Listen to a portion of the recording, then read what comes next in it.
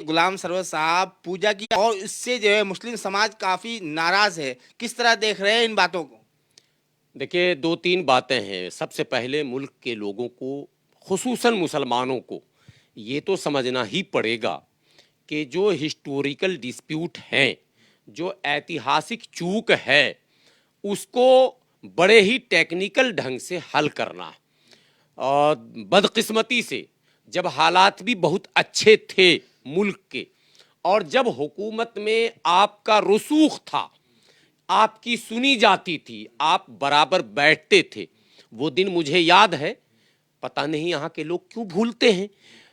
रामलीला मैदान में स्वर्गीय श्रीमती इंदिरा गांधी, जिसे आयरन लेडी कहा जाता था, वो जमीन में बैठी थी और सोफे पर हजरत मौलाना असद मदनी साहब फिदाए मिल्लत बैठे थे। यानी फिदाए मिल्लत के कदमों में इंदिरा गांधी बैठी हुई थी। फिदाए मिल्लत के कदमों में, पत्रकार महोदय समझिए पहले मकाम क्या था। हाँ, आज हम मोदी से मिलने के लिए हमारे मौलाना जो भी हैं उन्हीं के खानदान के, वो कितने दिनों तक लाइन लगाते हैं और किस तरह से मिलते हैं, वो तस्वीर आप लोग के सामने। लेकिन एक जमाना था, एक वक्त था कि हजरत मौलाना असद मदनी साहब मदजिल्लहुल आली, जिन्हें फिदाए मिल्लत का खिताब था, स्वर्गीय इंदिरा गांधी जैसी आयरन लेडी, जी हां, कदमों में बैठी थी।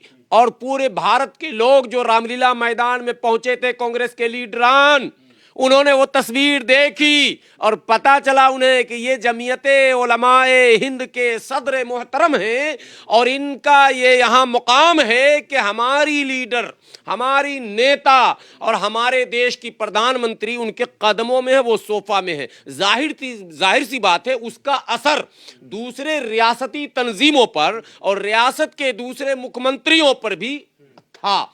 तब हालात इतने अच्छे थे कि आप बंद कमरे में इंदिरा गांधी से बात करके एक दायमी हल, एक परमानेंट सॉल्यूशन कर सकते थे। लेकिन कहीं ना कहीं आपसे चूक हुई है, और जब मेरे बाप दादा से चूक होगी तो खामियाजा तो हमें भुगतना ही पड़ेगा।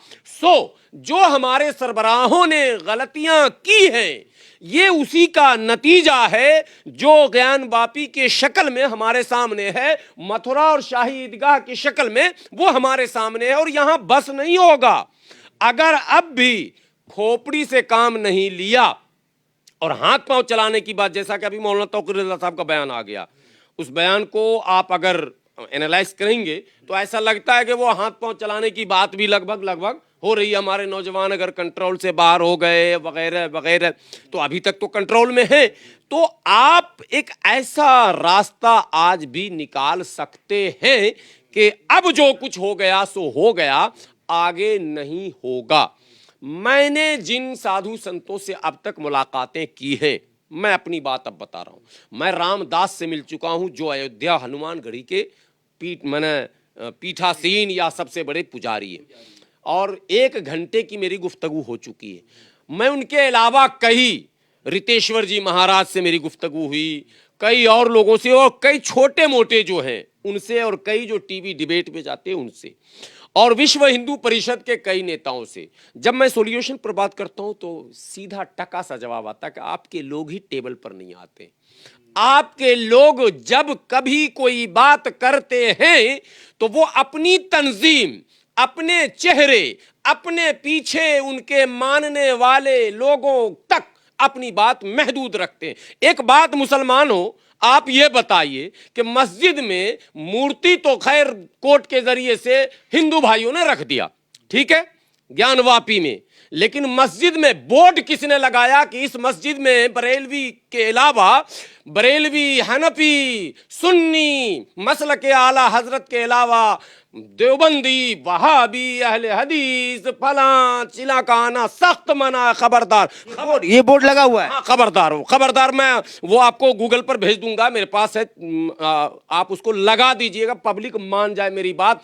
1000 ऐसी मस्जिदों पर मेरी ये नजर पड़ी जहां आपने बोर्ड लगाया, इस्लाम वर्ल्ड वाइड रिलीजन है, इस्लाम ऐसा मजहब है जो दुनिया के लिए ओपन है। देखो, ये है आईना, और इस आईने में अपनी शक्ल देखो और पहचानो। इस्लाम में आप ताला लगाते हैं, यहां तू नहीं आएगा, यहां तू नहीं आएगा, तो अल्लाह ने कहा कि यहां अब तू नहीं जाएगा। तो ये अजाब है, अजाब इलाही है। हमारी नाफरमानियों और नाकारापनी और हमारे लालच और हमारे लोभ और हमारे हिर्स और हमारे इना और ये सारी चीजें जो हमारे अंदर है, ईगो, ये हमें वहां तक लाई है।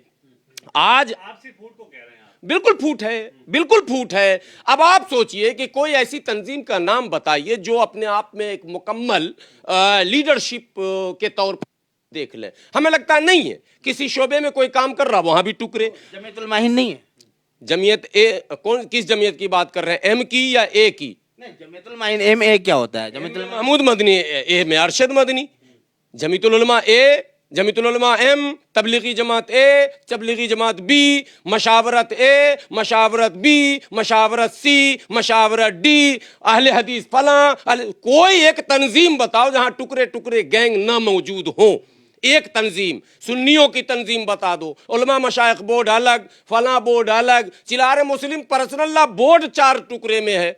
ये आपको आपके इल्म में हो और लोगों के इल्म में भी जाना चाहिए। तो आप पहले तो खुद मुत्तहिद नहीं, आपका लाहे अमल मुकम्मल नहीं, आपका कोई फ्यूचर प्लान नहीं, रोड मैप नहीं। इस मुल्क में भारत का सबसे बड़ा अक़लियत, सबसे बड़ा अल्पसंख्यक मुसलमान, और मुसलमानों का रहनुमा खुद कंफ्यूज, मुसलमानों के रहनुमा को खुद नहीं पता कि इस मुसलमान का मुस्तकबल इस मुल्क में क्या होगा, इस मुल्क का मुसलमान इस मुल्क के लिए क्या क्या कर सकता है, इसकी क्या भूमिका होगी, इसका क्या रोल होगा, ये आप तय ही नहीं कर रहे। मौलाना इन बातों का अभी इन बातों का एक चीज इन्होंने तय कर लिया है, हाँ इसका सौदा हर चुनाव में हम करेंगे, ये इन लोगों ने तय किया। अपने अपने मानने वालों को फतवा जारी करते हैं, फतवा ही उसका नाम फतवा पड़ गया है, हालांकि मैं फतवा नहीं कहता हूं, ऐलानात होते हैं। इसको वोट देना, कांग्रेस को वोट देना, सपा को वोट देना, बसपा को वोट देना, आरजेडी को वोट देना, जेडीयू को वोट देना, टीएमसी को वोट देना, तमाम को वोट देना, मगर कभी अपनी क़यादत की पार्टी को भूल से वोट मत दे देना। यह ऐलान अगर किसी ने किया हो, एक भी तंजीम ने, बताइए आज कितने सालों से मुस्लिम क़यादत की पार्टियां उत्तर प्रदेश में डॉक्टर अयूब पीस पार्टी चला रहे हैं, और मौलाना आमिर रशादी मदनी जो है वो चला रहे हैं, असदुद्दीन ओवैसी चला रहे हैं, बदरुल्लाह। एक बात एक मैं सवाल लूंगा आपका। हद तो यह है, हद, महाहद, कि जमीयत उलमाए हिंद के स्टेट के प्रेसिडेंट हैं आसाम के मौलाना बदरुद्दीन अजमल। हाय रे जमीयत, तबाह कर दिया मुसलमान को। अरे कम से कम अपनी तंजीम के समर्थन में ही चला जाता, बदरुद्दीन अजमल को ही मजबूत कर देता। आज तक न जमीयत ए, न जमीयत बी, न जमीयत सी, न जमीयत एम, एक भी जमीयत के मौलाना ने यह अपील नहीं की आसाम के मुसलमानों से कि कम से कम आसाम के मुसलमानों 45% तुम्हारी आबादी है, और यह ऑन रिकॉर्ड है। हेमंत बिश्व शर्मा का एक वीडियो वायरल हो रहा है कि बहुसंख्यक हिंदू 65% है, 65%। इसका मतलब रेस्ट जो बचे वो 45, तो 45% मुस्लिम। उसकी हैसियत यह है कि उसके घर पर बुलडोजर, उसके मदरसे पर बुलडोजर, उसकी मस्जिद पर बुलडोजर, और उसको जीना उसका दोभर आसाम में हुआ। इसका जिम्मेदार कौन है? मोदी और अमित शाह जिम्मेदार है। यह मौलाना जिम्मेदार है जो अपने ही मौलाना को पीछे ढकेलने में लगे हुए हैं। यह मौलाना जिम्मेदार है जो अपने ही लीडरान का गला घोटने में लगे हुए हैं। यह मौलाना जिम्मेदार है जो अपने ही समाज के प्रोफेसर, लेक्चरर और बड़े बड़े वकला की मुखालफत करने में लगे हैं। एक सेकंड और बोल के तो फिर से जवाब लूंगा, चूंकि व्यूवर की बात है, लोग या आप लोग का चैनल लोग सुनते हैं। ये वही मौलाना है जो कपिल सिब्बल को तो अपना वकील मान लेंगे, ये और किसी को मान लेंगे, मगर महमूद पराचा को नहीं मानेंगे। या इस तरह के जितने नाम हैं मुसलमानों के बड़े बड़े वकला, इनको ये नौकर रखेंगे। नौकर है इनके यहाँ, ऑफिस में 3-4 वकील है, नौकर की तरह रहो, मालिक की तरह कोर्ट में बड़े वकील की तरह तुम्हारी शनाख्त होने नहीं दूंगा। अगर बड़ा कोई है तो मैं हूं, ला हौल वला कुव्वत। बड़ा अगर कोई है तो वो खुदा है मेरा, यह यकीन हमारा। तू बड़ा बनेगा, तेरी फिरौनियत ने, मैं सीधी बात कर रहा हूं, तेरी फिरौनियत ने है मौलाना हो, जमीयत उलमा हिंद के जिम्मेदार हो, तुम्हारी ये फिरौनी सोच ने मुसलमानों को यहां लाकर खड़ा किया है। पहले तुम्हें तौबा करना होगा, पहले तुम्हें मुसलमान बनना होगा, पहले तुम्हें बैक गियर लगाकर अपना आत्ममंथन, आत्मचिंतन करना पड़ेगा, तभी हालात बनेंगे। आप मोदी से लड़ लोगे, ये महमूद मदनी की हिम्मत है मोदी से लड़, आए तो मैदान में प्रेस कॉन्फ्रेंस करके भागा है, अब वो सौदेबाजी करेंगे लोग। प्रेस कॉन्फ्रेंस कर दिया, प्रोवोक कर दिया, झगड़ा हो गया। पता है आपको? नहीं पता है, शहडोल में दंगा हो गया मध्य प्रदेश में, मस्जिद के अंदर मस्जिद के गेट पर अब जाएं तो ये शहडोल, मैं तो कल चला जाऊं, मैं कल चला जाऊं, मेरे में अल्लाह ने सलाहियत दी, लेकिन हमारे पास पैसे नहीं है। मैं मुल्क के किस किस कोने में जाऊं, बच्चे पालूं, पढ़ाऊं, लिखाऊं, क्या करूं? इनके पास अरबों खरबों रुपए है, लेकिन ये जाएंगे नहीं, ये प्रेस कॉन्फ्रेंस करके भाग जाते हैं। तो मस्जिद बचा रहे हैं जिस तरीके से वो बचाने लिया मेहरौली में, वो बताने के लिए बात करी ना प्रेस कॉन्फ्रेंस में, नहीं तो बचाया, बचा रहे हैं, लगे हुए कब लगे हैं? बाबरी मस्जिद बचा लिया, जद्दोजहद में लगे हुए हैं। नहीं जद्दोजहद तब भी कर रहे थे।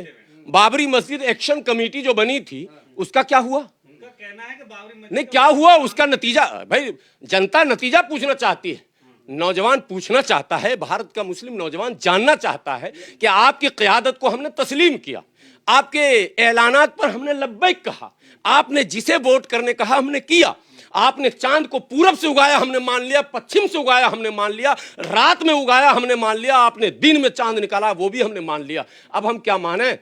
अब आप बताइए कि 75 साल के इस आजाद भारत में आपने हमें कहां से कहां लाकर खड़ा किया, इसका हिसाब किससे लेंगे बताइए? लेकिन मौलाना इन बातों का वक्त नहीं है, अभी तो ज्ञान वापी की बात होगी। ज्ञान का तो नहीं, वक्त आया। ज्ञान वापी को लेकर के मुसलमानों में एक खलबली सी मच गई है, खलबली नहीं है। क्या कहां पर रणनीति है, किस तरह जीतेगी? हमसे पूछिए ना, कोई खलबली नहीं है, बेचैनी है, और बेचैनी मोदी के खिलाफ नहीं है, बेचैनी अपनी क़यादत के खिलाफ है।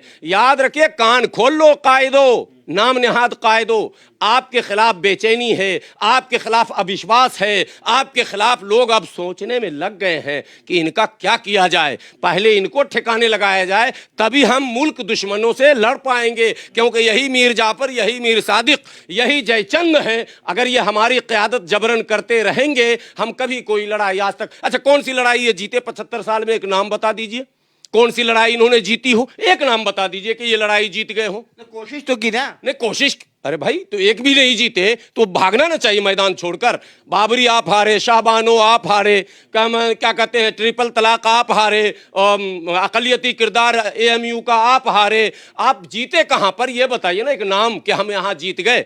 जीते चंदा करने में जीते, धंधा करने में जीते, मुसलमानों को टुकड़े टुकड़े बांटने में जीते, समझिए ना, ये मेरा घर है, ये तेरा घर है, ये है फला मुसलमान, ये फला मुसलमान। अब तक तो हम मुसलमान समझते थे, लेकिन आपने हमें बरेलवी, देवबंदी, सुन्नी, शिया, अहले हदीस, अहले पता नहीं क्या क्या बनाकर रख दिया। मसलक की लड़ाई इतनी बड़ी है कि मजहब की लड़ाई भी नहीं उतनी बड़ी। तमाम बातों के बीच उलमा को मतलब मौलाना को बीच घिसेट रहे हैं, लेकिन इस आप सरकार को छूट दे रहे हैं जैसा लग रहा है। नहीं सरकार, समझेंगे बिल्कुल अहम सवाल है। नहीं सरकार को कहीं कोई छूट नहीं मिल रही है, लेकिन सरकार से बात कौन करेगा? गुलाम सरवर 15 दिन में मैं चित कर दूंगा, सरकार को टेबल पे ले आऊंगा, अपनी शर्तें मनवा लूंगा, लिखवा के लाइए इन लोगों से इस्तीफा और कहिए कि हम लोग जा रहे हैं अब अलग। आवाम की जिंदगी, कायद तैयार कीजिए ना। यही तो मैं कर रहा हूं, हम लोग तो लगे हैं, हम लोग लगे हैं। अभी मेरे 3 दिन के बाद 4 दिन के बाद मैं कानपुर भी जा रहा हूं, हमारी भी मीटिंगें चल रही है। अब मैं ये सोचता हूं कि अगर मैं जितनी मेहनत कर रहा हूं, कहीं ऐसा ना कि मेरा भी एक गिरोह पैदा हो जाए, वो हो भी रहा, तो मैं गिरोहबाजी करना नहीं चाहता। मैं चाहता हूं कि सर्वसम्मति से एक कायद चुना जाना चाहिए और उसके पीछे एक कमेटी होनी चाहिए जिसको मजलिस शूरा कहते हैं। ये तो वो भी नहीं बना सके आज तक। बाप दादा थे, बेटा बेटा थे, भतीजा भतीजा थे, भाई भाई थे, पोता पोता थे। ये तो इस्लाम का तरीका ही नहीं है। ये कौन सा तरीका? आपके पास कोई शुराई निज़ाम नहीं है, कोई इंतखाब नहीं होता है, कोई आपस में बैठ के मशवरा नहीं होता है। आप दुनिया को तकरीर करते हैं, मशवरा सुन्नत है, और खुद मशवरा नहीं करते हैं। जिसको जो मन में आता है, कोई बरेली से बयान दे रहे हैं, कोई देवबंद से बयान दे रहे हैं, कोई ITO से बयान दे रहे हैं, तो ऐसे तो नहीं चलेगा ना।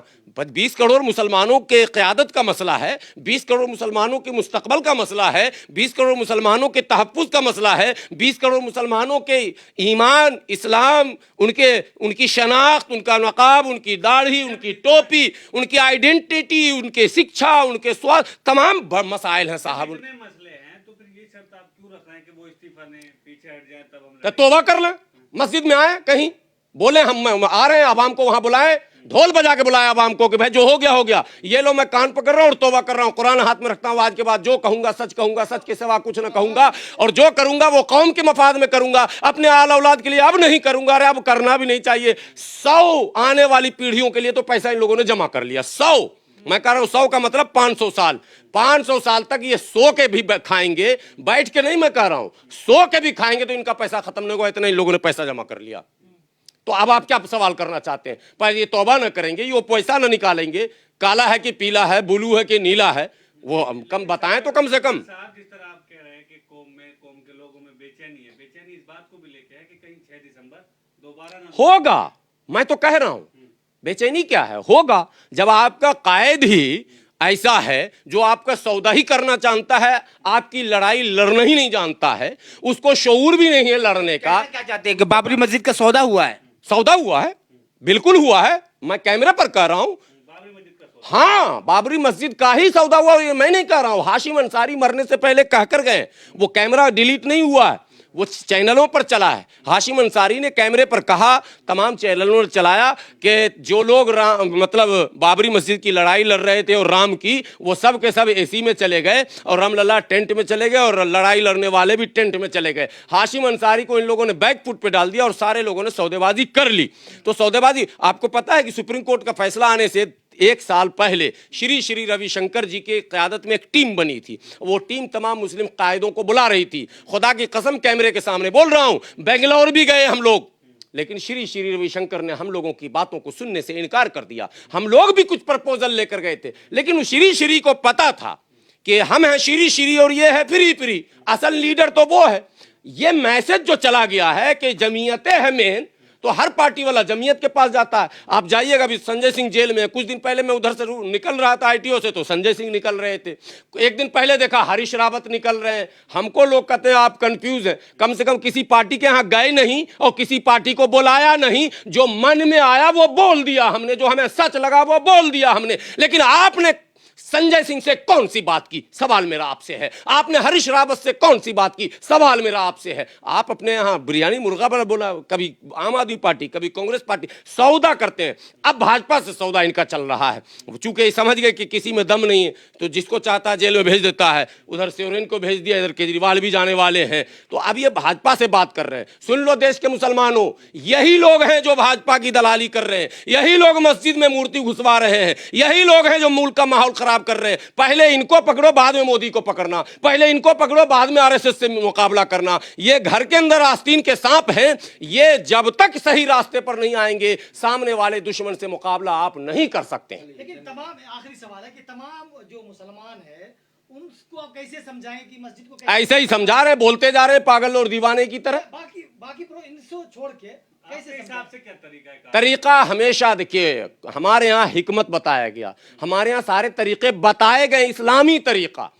तो इस्लामी तरीका आप अपना ही नहीं रहे, न सियासी शऊर आपके पास है, न दूरबीनी है। अब ये मैंने जो शुरू में कहा कि हजरत मौलाना असद मदनी साहब, इंदिरा गांधी, अगर एक फोन हजरत मौलाना असद मदनी साहब कर देते, इंदिरा गांधी सब काम छोड़ के रिस्पॉन्स देती। वो जमाना भी आपने देखा, आपने अपने मसाइल हल क्यों नहीं किए? मैं कहता हूं अमीर शरीयत हजरत मौलाना मिन्नतुल्लाह रहमानी साहब थे। एक जमाना था कि बड़े बड़े लीडरान उनके एक फोन पर हिल जाते थे, तब भी आपने मामले हल नहीं किए।